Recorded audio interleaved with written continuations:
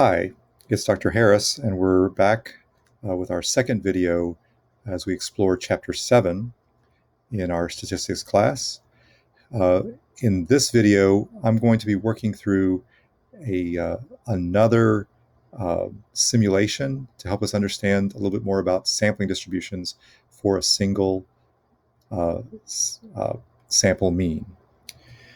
And so uh, we're ready to uh, begin the road to looking about how we do confidence intervals, hypothesis tests for single means.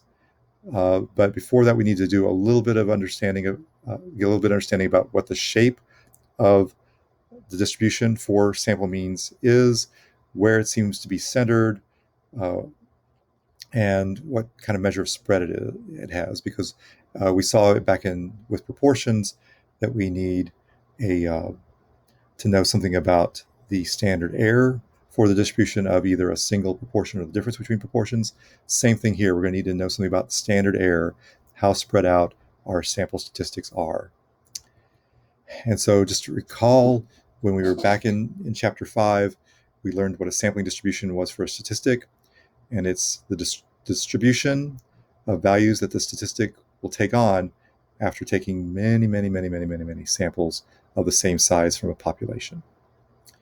So as we go into this, we want to remember that statistics such as the sample mean are random variables. They're a numerical outcome based on the result of a random process. In this case, that was the selection of the sample from which the data was collected. And so we collect a bunch of numerical data from a sample. We can compute the mean of that sample. But we know that the sample mean will vary from sample to sample. Since it depends on the sample chosen, I get a different set of individuals. I'm going to get different numbers. I'll get a different numerical value for the mean in that case. And so we want to think about if I were to record many different samples, many different sample means, and I try to look at a density plot, a histogram of what those results were, what kind of shape would it have, where would it be centered, and how spread out would it be. And so I'm going to be doing a simulation. I'm going to be going to a website. You can see the URL here. There's a handout on Canvas, a document on Canvas that will allow you to follow through what I'm doing. I suggest printing that out possibly and actually running through the simulation on your own or following along with what I do. Stop me periodically, enter the next step, and try to see that you're getting the same types of things that I'm going to be getting. So I've got the website open in this tab right here. And when you click on that link, you'll get something that looks a lot like this. The one change that I've made so far is that I've gone down here to my population data, and I believe you would see 1,000 as the value of capital N initially. I've changed that to 5,000, and then I hit the button Update. So I'm not going to do that for us right now, but before you start, if you're going to follow along, change this number to 5,000 and hit the button Update. And so what we see here is we've got, this is our population. It's a histogram of our population. We've sampled 5,000 random numbers between 0 and 100. And so it came from what we call a random uniform distribution, which means that on any interval of a particular length, the possibility of landing in that interval is the same for all intervals of that given length. So it's uniformly distributed. It should look relatively flat. Mine's not completely flat, but and yours will look a little bit different from mine, but we would call this a uniform distribution. And what I want to note here before we get going is that the mean is very close to 50. We should kind of expect that if I'm drawing numbers at random uniformly on the interval from 0 to 100. But the thing that we might not expect is the value of the standard deviation. And there's a formula for that standard deviation. I'm not going to explain what it is right now, but for the interval from 0 to 100, we would expect the standard deviation to be about 28.86 to 2 decimal places. And mine is a little slightly different from that, but it's very close. So your mean should be pretty close to 50. Your standard deviation should be pretty close to 28.86. So now I'm going to bring up that document, And I'm going to look at my instructions here. I'm just going to be going back and forth between the document and the browser tab. And so my first step is I'm going to go to sample size and make that 4. I think the default value is 25. We're going to change that to 4 right now. And we're going to change our number of samples to 10,000. That's the largest number we can enter. And then we're going to click draw. So let's do that. So I'm going to take my sample size and make it 4. And my samples, I'm going to make 10,000. Then I'm going to click draw. And it's going to, the simulation is going to work a little bit. And then we're going to get some results. Here we are. Okay, and so I want to go down and look at the third graphic and the numbers next to it. And so this is the result of drawing 10,000 samples of size 4 from our population. So we drew 4 numbers at a time from the population up here.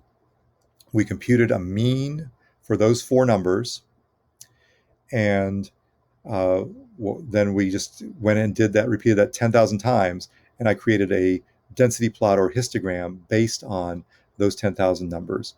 And so we want to try to now, according to our document that I've got, what's approximately the shape that we see, where does it seem to be centered, and can we estimate the standard deviation? Or what is the standard deviation? We could estimate it, but we can also actually tell what's going on here. So the shape, hopefully we can see that it's approximately bell-shaped. It's not completely symmetric. There's a little seeming small peak right there, but it's pretty bell-shaped. The mean is 50.13. It's close to 50. The standard deviation is 14.35. So I'm going to enter those numbers into my document. So what's the approximate shape? Bell-shaped. What's the mean? 50.13. And what's the standard deviation? 14.35, I believe, was my number. And then I'm going to repeat the exercise by changing the sample size, changing it to first 25 and then 100. And before I'm going to click draw in each of those cases, I'm going to make sure I click the delete all samples button first.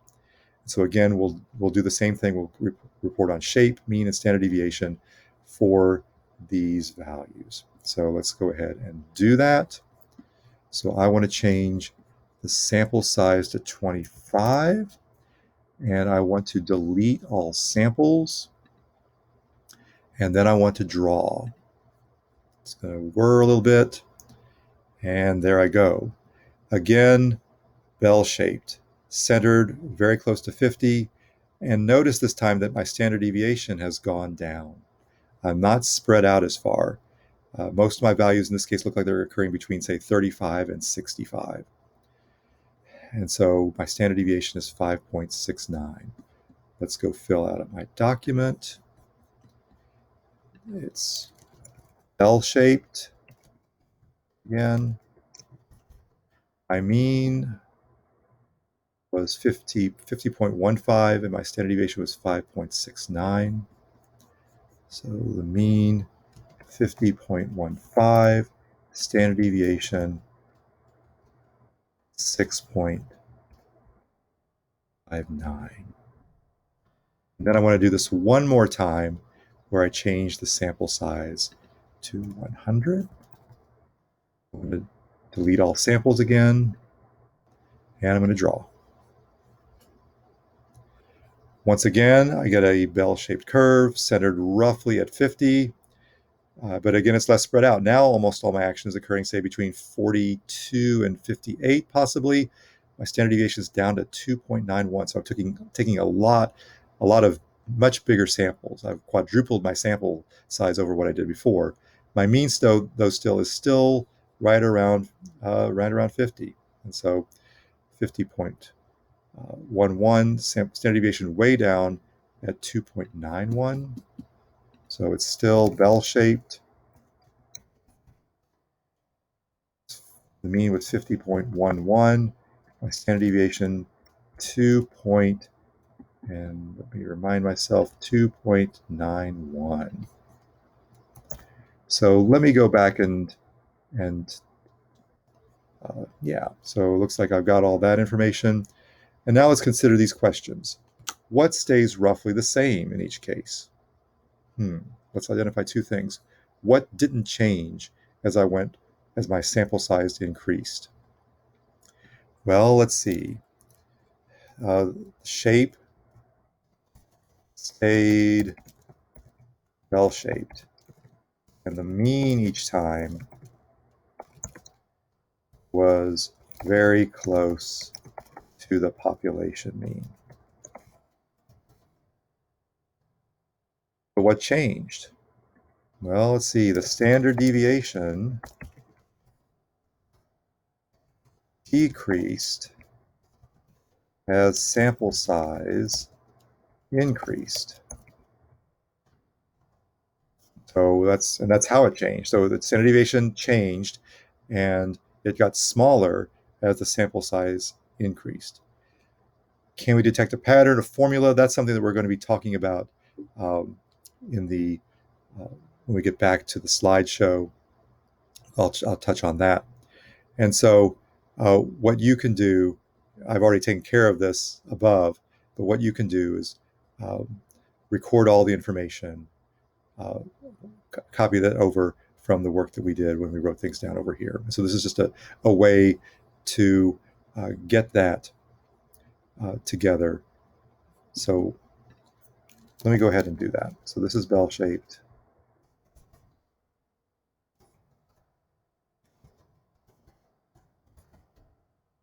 This didn't change.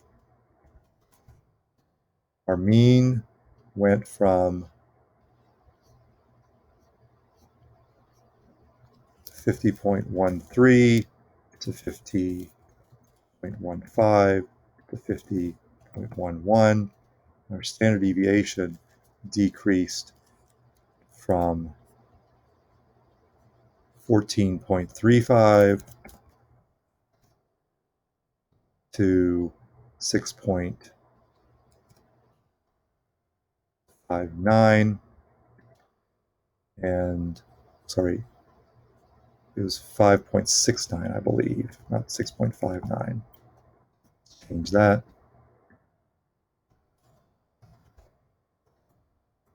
And it went to 2.91.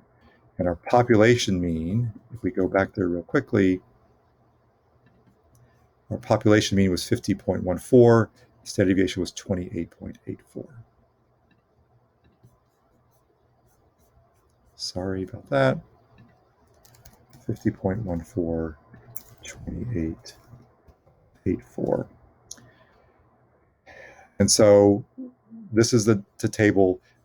I'm hoping that you're following along, you're stopping, you're doing these computations yourself. You'll get slightly different numbers here. All of these will be a little bit different, but largely you should have things that aren't terribly different from what I've got here. Okay, so let's go back now to our slideshow and figure out, again, summarize what we've done here. What seemed to be the shape? Well, in all cases, it looked pretty bell-shaped, especially as the sample size went up. We're going to see that if the sample size is at least 30, then we're going to be able to say that the distribution is approximately normal. But even so, we're still going to wind up making some changes based on what we know about, or based on what we don't know. But we should see that things are roughly bell-shaped here. And the mean of the distribution of the X bar seems to be the mean of the population. It was slightly off, but it was very close in value. It went from 50, the population mean was 50.14, and all our sample, all the centers of all of our distributions were very, very close to that number. But the standard deviation got smaller as X bar got larger, or as n got larger. So standard deviation got smaller as n got bigger. So let's see what we could get here. Notice I prepared this ahead of time, so I didn't know exactly what numbers I was going to get, but um, but I knew that I would get numbers close to these things, and your numbers should be very close to what I got as well. So when the sample size was 4, the approximate standard deviation was about 14.5. When the sample size was 25, the approximate standard deviation, these should be standard deviations here, not sampling distributions, or the approximate standard deviation of the sampling distribution was about 14.5 when the sample size was 4. When the sample size was 25, the approximate standard deviation of the sampling distribution was somewhat under 6, which was our standard deviation divided by about 5. If you took 28.86 and divided it by 5, you would get a number very close to what we got. And when our sample size was 100, our standard deviation was very close to 2.9, which, if you think about it, was about 28.86 divided by 10. So the connection is 2 is the square root of 4, 5 is the square root of 25, 10 is the square root of 100. And so it looks like the standard deviation of the sampling distribution is approximately the population standard deviation divided by the square root of the sample size. So it's going to be approximately sigma over the square root of n. And I apologize, this phrase up here makes complete sense. The standard deviation of the approximate sampling distribution is about 14.5. And here the standard deviation is about a little under 6. Here the standard deviation is about 2.9. So it looks like our formula for the standard deviation of the sampling distribution of x bar is the population standard deviation divided by the square root of the sample size. There is just one problem. We won't know what sigma is. We won't know the standard deviation of our population is. And so while this formula is true, it's not entirely useful. So just like we replaced p with p hat when we found sampling standard errors back in chapters 5 and 6, we're going to replace sigma with a sample statistic here for our standard error. We're going to replace sigma with s, the sample standard deviation. We will get, so our standard error this time is going to be s over the square root of n. In real life, the standard deviation is sigma over the square root of n, but since we don't know what sigma is, we're going to have the standard error be s over the square root of n. And that means, unfortunately, while it didn't change the shape of the distribution from a normal distribution when we're talking about proportions, we don't get to do that here with sample means. There's just going to be too much variation when we replace sigma with s. And so we're not going to get a normal distribution anymore. We're still going to get a bell-shaped distribution, but we're going to find out that the x bar is going to be a little bit more spread out than it would be in a normal distribution. It's going to be a little less high in the center, a little flatter on the end, a little higher on the ends. And so, alas, we're not going to get to use p norm GC for computing p-values here. And so what are we going to do instead? Well, that's going to be the subject of our next video.